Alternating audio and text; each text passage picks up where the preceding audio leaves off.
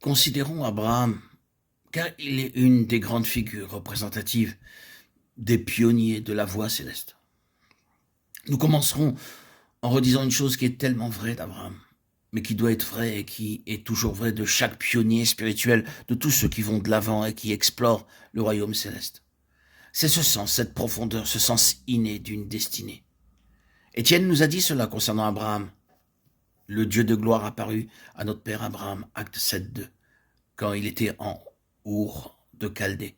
Nous ne savons pas comment le Dieu de gloire lui apparaissait. Peut-être par une des théophanies propres à l'Ancien Testament, que nous voyons ultérieurement dans la vie d'Abraham, quand Dieu s'est présenté à lui en forme d'homme.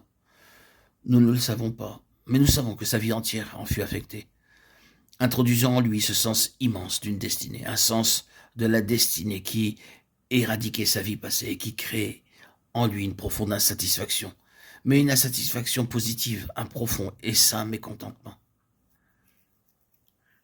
Généralement, le mécontentement peut être perçu comme négatif, mais il y a une sorte de mécontentement qui est bon.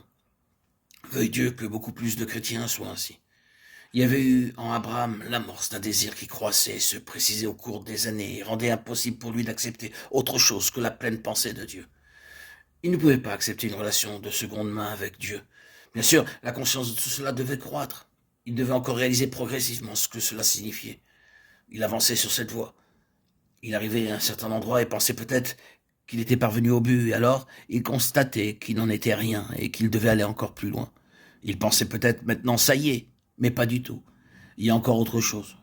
Je ne sais pas ce que c'est, je ne peux pas le définir, l'expliquer, mais je sais en moi que Dieu veut quelque chose de plus. Ce n'est pas que j'ai déjà remporté le prix ou que j'ai déjà atteint la perfection, mais je cours pour tâcher de le saisir, puisque moi aussi j'ai été saisi par Jésus-Christ. Philippiens 3.12. Il y avait ce même désir qui, par-delà les âges, était tellement réel dans cet homme dont j'ai juste cité quelques mots. Il ne pouvait jamais accepter que Dieu soit le deuxième, Dieu comme secondaire. Au cours de l'histoire, Dieu n'a pas toujours trouvé la possibilité de réaliser son premier, son meilleur. Les gens n'allaient pas dans ce sens-là. Alors il a dit, très bien, alors vous serez mes deuxièmes. Et il l'était. Mais les pionniers ne faisaient jamais ainsi. Abraham n'avait pas pu le faire. Ne nous méprenons pas et n'interprétons pas cela mal. Ce n'était pas de l'instabilité capricieuse ou naturelle. Ne pensez pas que si vous êtes une personne qui n'est jamais contente, c'est un mécontentement divin. Il peut être dû à un tempérament capricieux. Vous pouvez être une de ces personnes qui ne peuvent jamais adhérer très longtemps à une même chose, qui sautent toujours d'une chose à une autre. Dans ce cas, vous serez inadapté. Vous serez une personne inapte, à la fois dans le monde et dans le royaume de Dieu. Il n'était pas de même avec Abraham. Il y avait quelque chose de céleste qui travaillait en lui. La preuve de cela, c'est qu'il était toujours sur le domaine ascendant. Il n'était pas sur un plan horizontal, il était sur le chemin ascendant. Il faisait sans cesse des progrès.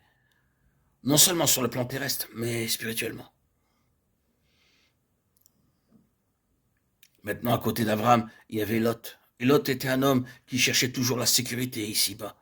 Il cherchait la ville, il cherchait une maison. Il détestait cette vie de l'attente. Il voulait se fixer dans ce monde. Il cherchait à être accepté. Mais Lot était un homme faible avec tout cela. Abraham, lui, qui se déplaçait toujours avec sa tante, était un homme fort. Ce n'était pas du tout naturel, c'était spirituel. Ce désir du ciel, cette puissante force spirituelle qui travaillait en Abraham l'avait amené à la très dure école divine. Pour ce qui est naturel et terrestre, pour la chair, l'école divine est très dure. Et Abraham y avait été introduit par ce désir céleste qui était en lui.